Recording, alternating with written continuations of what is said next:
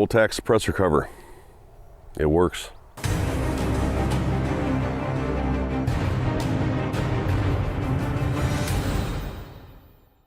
Hello everybody, welcome back to the channel. If it's your first time here, welcome. Today we're going to talk about something that if you've ever shot suppressed, especially if you're ever doing transitions, you probably have a burn on your leg because you didn't have a suppressor cover. This one is the Cole-Tac HTP Suppressor cover. Let's get into it.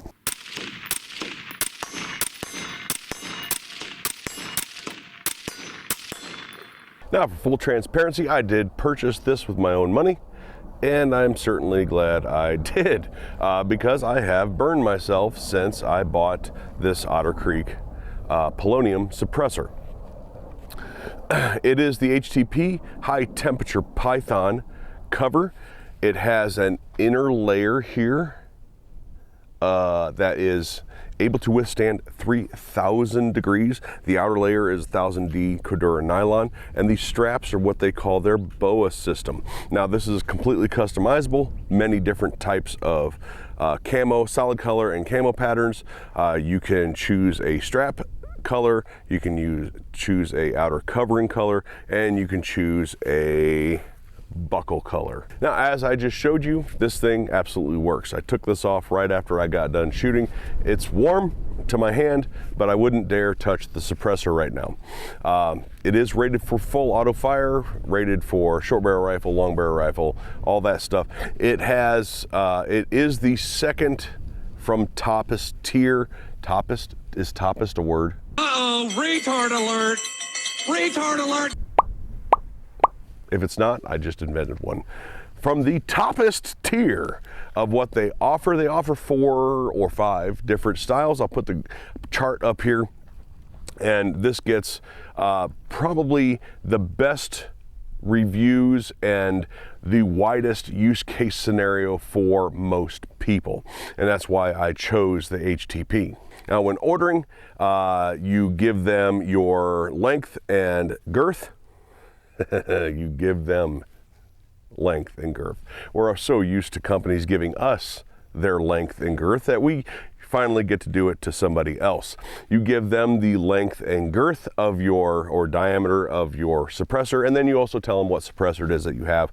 I'm sure that is just a secondary measure to just ensure that the one you are getting will fit the suppressor that you have. Installation is super easy. The inner layer just slides on like a sock. It has sort of a rubbery feel. It does not slip around when shooting as far as forward and back, even in higher recoil scenarios. However, with this taper lock of the Reardon mount system, sometimes if you have one, you know that sometimes that gets tight and you really have to break that taper. I have had this slide around the suppressor as I'm trying to take it off to defeat that taper. But generally speaking, for most people, this is going to be an item that does not slide around on your suppressor. You just loop it through like a belt, right? Get it tight around there, pull the strap tight, and it is installed on all 3 straps. And that's it. That's all you have to do to install this guy.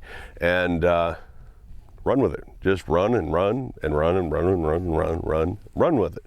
I haven't had a problem. I haven't had it smoking. I haven't had a time where I got done shooting and I grabbed it, even if it was too early to grab it, and you know, the suppressor wasn't cool yet and it burned my hand or anything. So this does absolutely everything it says it's supposed to do. Now, this is simple enough, and I will be reviewing this Reardon system probably later this year, but it's simple enough. You put it on, and this is what I mean by when you really put twisting torque on it. It will move, but it doesn't move forward and back from recoil. So, but it still gets plenty tight, and we're gonna put 10 rounds real quick. Now, anybody who's ever shot a rifle would never ever grab the barrel right now, but this is fine. And again, there is no, I probably shouldn't do that on video. Somebody's gonna meme that.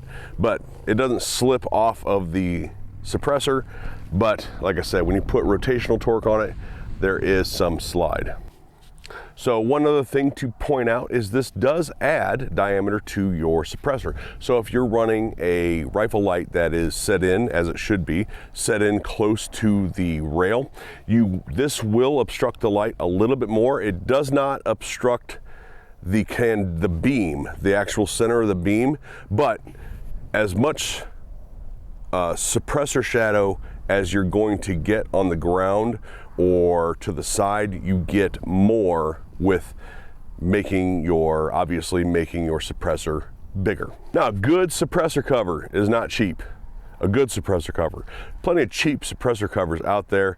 I wouldn't suggest them. I would warn to stay away from them. There are a handful of companies out there that make really good suppressor companies. Cole-Tac is one of them, but they make this one pretty affordable in comparison to others out there. So this comes in just south of $100. And again, if you've ever burnt your leg or melted your plastic shooting table or any of those things when you weren't paying attention to where your suppressor was going, this is worth every penny. All right, everybody, that's all I got for you. Don't forget to hit like, share, and subscribe. Thank you to all my supporters out there. If you want to become a member of the channel, you can do so from the homepage, and I think there's even a way to join in the heading of this video. While you're there, hit that subscribe button, hit the notification bell, and remember to click all notifications. That way you can get more videos from me.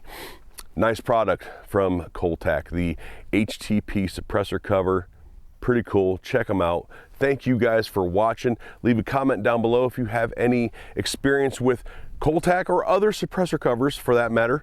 I'd love to hear from you. It certainly helps with the algorithm, but I like to interact with you guys constructively. So yeah, if you have any Cole-Tac experience with any of their products, including that suppressor cover, let me know down below. I'd love to hear about it.